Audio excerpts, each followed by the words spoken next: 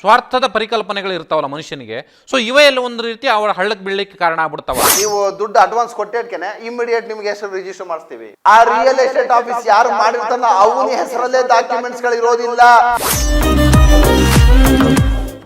ಬಹಳಷ್ಟು ಜನ ಇಲ್ಲಿ ಒಂದು ಮೋಸ ಹೋಗುವಂಥ ಸಾಧ್ಯತೆಗಳಿದಾವೆ. ಇಲ್ಲಿ ಈಗ ಒಂದು ಗ್ರಾಮ ಪಂಚಾಯತಿನಲ್ಲಿ ಅಥವಾ ಯಾವುದೋ ಒಂದು ಪುರಸಭೆ ವ್ಯಾಪ್ತಿನಲ್ಲಿ ನಾವು ಸೈಟ್ ತಗೊಳ್ಬೇಕು ಅಂತ ಸಂದರ್ಭದಲ್ಲಿ ಬೇರೆ ಯಾರಿಗೂ ಗೊತ್ತಾಗ್ಬಿಟ್ರೆ ಮತ್ತಿನ್ನೇನೋ ಅಡ್ಡಗಾಲು ಹಾಕ್ತಾರೆ ಅಥವಾ ಮತ್ತಿನ್ನೇನೋ ಸಮಸ್ಯೆಗಳಾಗ್ತವೆ ಅಥವಾ ನಾವು ಗುಪ್ತವಾಗಿ ಒಂದು ಇದ್ದಕ್ಕಿದ್ದಂಗೆ ಮನೆ ಕಟ್ಟಿಬಿಡಬೇಕು.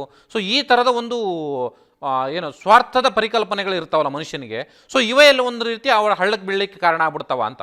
100%. ಈಗ ಏನಾಗ್ಬಿಟ್ಟಿದೆ ಅಂದರೆ ನಮ್ಮಲ್ಲಿ ಪಾಪ ಈ ತಾವರೆಕೆರೆನಲ್ಲಿ ಒಂದಷ್ಟು ಇಲ್ಲಿಗಲ್ ಲೇಔಟ್ಸ್ ಇದೆ. ನಮ್ಮ ಹೊಸಕೋಟೆ, ದೊಡ್ಡಬಳ್ಳಾಪುರ, ನಾನು ಪ್ರತಿನಿತ್ಯ ಆನೇಕಲ್ಲಿಂದ ಇದ್ರವರೆಗೂ ನೆಲಮಂಗಲದವರೆಗೂ ನಮ್ಮ ನೆಲಮಂಗಲದಿಂದ ದೊಡ್ಡಬಳ್ಳಾಪುರ, ಹೊಸಕೋಟೆಯಿಂದ ಕೋಲಾರ ರೂಟ್ ಇಲ್ಲೇನಾಗಿದೆ ಅಂದರೆ ಪ್ರತಿಯೊಂದು ಲೇಔಟು ಸಹ ಇಲ್ಲಿಗಲ್ಲು.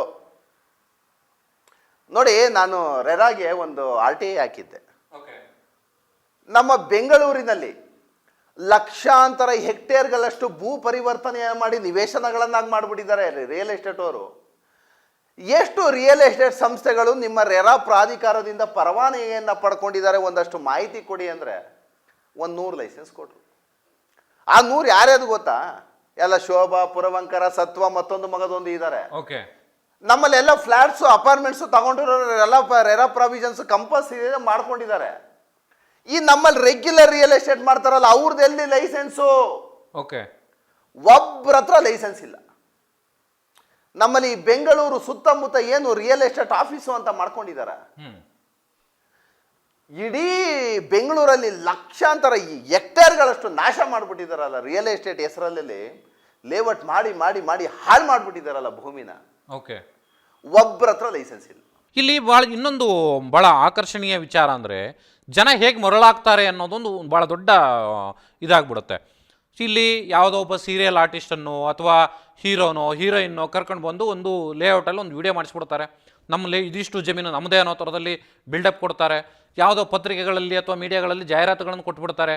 ಆದರೆ ಜಾಹೀರಾತು ಕೊಡುವಂಥ ಸಂದರ್ಭದಲ್ಲಿ ಕೂಡ ಯಾವ ಮಾಧ್ಯಮ ಸಂಸ್ಥೆಗಳಿಗೂ ಕೂಡ ಗೊತ್ತಾಗೋದಿಲ್ಲ ಇದು ಒರಿಜಿನಲ್ಲ ಇವನು ಅಥವಾ ರಿಯಲ್ ಎಸ್ಟೇಟ್ ಇವ್ನು ನಿಜವಾಗ್ಲೂ ಮಾಡ್ತಿದ್ದಾನಾ, ಇವ್ನು ಲೈಸೆನ್ಸ್ ಇದೆಯಾ, ಅದು ಯಾವುದು ಚೆಕ್ ಮಾಡೋವಂಥಷ್ಟು ಪೇಷನ್ಸು ಯಾವ ಮೀಡಿಯಾಗಳಿಗೂ ಇರೋದಿಲ್ಲ. ನೀವು ಹೇಳಿದ ಎಂಥ ಪ್ರಶ್ನೆ ಅಂದರೆ ದಯಮಾಡಿ ಸಾರ್ವಜನಿಕರು ಅರ್ಥ ಮಾಡ್ಕೊಳ್ಳಿ.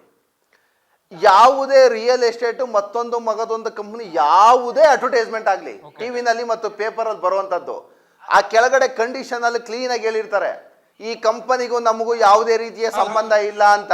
ಆಮೇಲೆ ಜನ ಇದನ್ನು ನೋಡಲ್ಲ. ಅಲ್ಲ, ಅದು ಯಾವುದೇ ಇರಲಿ, ಜಾಹೀರಾತು ಅನ್ನೋ ವಿಚಾರ ಬಂದರೆ ಅದು BBMP-ಇಂದಾನೇ ಕೊಡಲಿ ಅಥವಾ BD-ಇಂದಾನೇ ಕೊಡಲಿ ಅಥವಾ ಸರ್ಕಾರದಿಂದಾನೇ ಕೊಡಲಿ, ಆ ಜಾಹೀರಾತುಗಳಿಗೂ ಪತ್ರಿಕೆಗೂ ಸಂಬಂಧವೇ ಇರೋದಿಲ್ಲ. ಅಥವಾ ಮಾಧ್ಯಮ ಸಂಸ್ಥೆಗಳಿಗೂ ಸಂಬಂಧ ಇರೋದಿಲ್ಲ. ಅದು ಜಾಹೀರಾತು ಅಂತ ಅದಕ್ಕೋಸ್ಕರನೇ ಕರೆಯೋದು. ಎಸ್, ಹೌದು. ಆಮೇಲೆ ನೋಡಿ, ಯಾವತ್ತೂ ಅಷ್ಟೇ ರಿಯಲ್ ಎಸ್ಟೇಟು ಮತ್ತು ಜಾಯಿಂಟ್ ವೆಂಚರ್ಸ್ ಏನು ರಿಯಲ್ ಎಸ್ಟೇಟ್ ಆಫೀಸ್ ಎಷ್ಟು ಚೆನ್ನಾಗಿ ಲೂಟಿ ಮಾಡ್ತವೆ ಅಂದರೆ, ನೀವು ದೊಡ್ಡಬಳ್ಳಾಪುರಕ್ಕೆ ಒಂದಷ್ಟು ಹೋಗಿ ಏನು ಮಾಡ್ತಾರೆ ಅಂದರೆ ಒಂದು 3 ಎಕರೆ ಜಾಗ ಇರುತ್ತೆ ಅಂತ ತಿಳ್ಕೊಳ್ಳಿ. ಅಲ್ಲಿ ರಿಯಲ್ ಎಸ್ಟೇಟ್ ಕಂಪ್ನಿ ಯಾವನೋ ಒಬ್ಬ JVನೋ ಮತ್ತೊಬ್ಬ ಮಗದೊಬ್ಬರು ಇರ್ತಾರಲ್ಲ, ಆ 3 ಎಕರೆಗೆ ಬರೀ ಸೇಲ್ ಅಗ್ರಿಮೆಂಟ್ ಮಾತ್ರ ಹಾಕೊಂಡಿರ್ತಾರೆ ಅವರು. ಜನ ದಯಮಾಡಿ ಅರ್ಥ ಮಾಡ್ಕೊಳ್ಳಿ, ಸೇಲ್ ಅಗ್ರಿಮೆಂಟನ್ನು ಹಾಕೊಂಡಿರೋ ಒಂದು 10 ಲಕ್ಷ 20 ಲಕ್ಷ ಕೊಟ್ಟು ಸೇಲ್ ಅಗ್ರಿಮೆಂಟ್ ಹಾಕೊಂಡು ಒಂದು ಬೋರ್ಡ್ ಹಾಕ್ಬಿಟ್ಟಿರ್ತಾರೆ.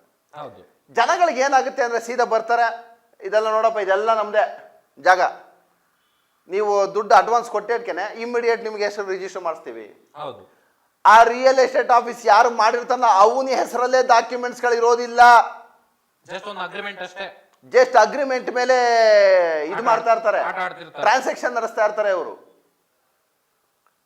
ಎಷ್ಟು ಚೆನ್ನಾಗಿ ಮೋಸ ಮಾಡ್ತಾರೆ ಅಂದ್ರೆ ಡೈರೆಕ್ಟ್ ಓನರ್ ಕಡೆಯಿಂದ ನಿಮಗೆ ಸೇಲ್ ಮಾಡಿಸ್ತೀವಿ ಅಂತ ಪದಗಳನ್ನ ಉಪಯೋಗ ಮಾಡ್ತಾರೆ. ಇದನ್ನೆಲ್ಲ ಜನ ಅರ್ಥ ಮಾಡ್ಕೊಳ್ಳಲ್ಲ. ಎಷ್ಟು ಚೆನ್ನಾಗಿ ಮೋಸ ಮಾಡ್ತಾರೆ ಅಂದರೆ 10 ಲಕ್ಷ 15 ಲಕ್ಷ ಕ್ಲೀನಾಗಿ ಈಸ್ಕೊಂಡು ಹೋಗೋದು ಅಷ್ಟೇ ಅವ್ರಿಗೆ ಗೊತ್ತಿರೋದು. ಆಮೇಲೆ ಜನಗಳಿಗೆ ಅರ್ಥ ಮಾಡ್ಕೋಬೇಕಾಗತ್ತೆ ಎಷ್ಟು ಚೆನ್ನಾಗಿ ಮೋಸ ಹೋಗ್ತಾರೆ ಅಂದರೆ. ಆಮೇಲೆ ರೌಡಿಸಮ್ ಯಾಕೆ ಜಾಸ್ತಿ ಆಗುತ್ತಂದ್ರೆ, ಈಗ ಒಂದು ಲೇಔಟಲ್ಲಿ 100 ಸೈಟ್ ಇತ್ತು ಅಂತ ತಿಳ್ಕೊಳ್ಳಿ, ಆ 100 ಸೈಟನ್ನು ತೋರಿಸ್ಬಿಟ್ಟು ಸಾವಿರಾರು ಜನದ ಹತ್ರ ದುಡ್ಡು ಇಸ್ಕೊಂಡಿರ್ತಾರೆ. 1000 ಕೋಟಿ ರೂಪಾಯಿ ವ್ಯವಹಾರ ಆಗಿರ್ತದೆ ಅಲ್ಲಿ. ಈಗ ಒಂದು ಸೈಟ್ಗೆ 20 ಲಕ್ಷ ಅಂತ ತಿಳ್ಕೊಳ್ಳಿ, ಜನರಲ್ ಆಗಿ ಒಂದು ಸೈಟ್ಗೆ 20 ಲಕ್ಷ ಅಂತ ತಿಳ್ಕೊಳ್ಳಿ. 1000 ಸೈಟ್ಗೆ ಎಷ್ಟಾಯ್ತು?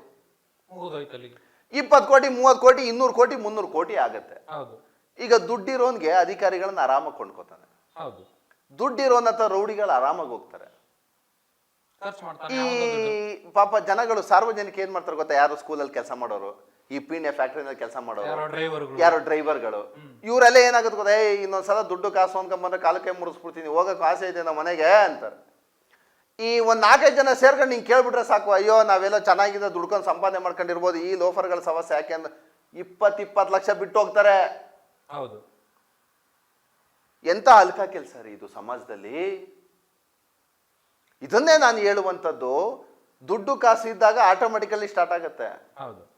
ಈಗ ಯಾವುದೋ ಒಂದು ರಿಯಲ್ ಪ್ರಾಪರ್ಟೀಸು ಒಂದು ಸಲ ನೀವೆಲ್ಲ ಸಾರ್ವಜನಿಕರು ಒಂದು ಸಲ ಹೋಗಿ ಬೀಳ್ತಿರಲ್ಲ ಸಂಸ್ಥೆ ಮೇಲೆ, ಆವಾಗ ಅದನ್ನ ಕಾನೂನುಬದ್ಧವಾಗಿ ನೀವು ಹೋರಾಟ ಮಾಡೋದನ್ನ ತಪ್ಪಿಸೋದಕ್ಕೆ ಜಗತ್ತಿನ ಯಾರಿಂದನೂ ಸಾಧ್ಯ ಇಲ್ಲ. ಎಸ್. ನೀವೆಲ್ಲ ಹೆದರ್ಕೋಬಾರ್ದು. ಈಗ ನೀವು 1 ಲಕ್ಷ ಕೊಟ್ಟಿರ್ತೀರ ಅಂದ್ರೆ ಬಿಡ್ಲೇಬಾರ್ದು ಅದನ್ನ.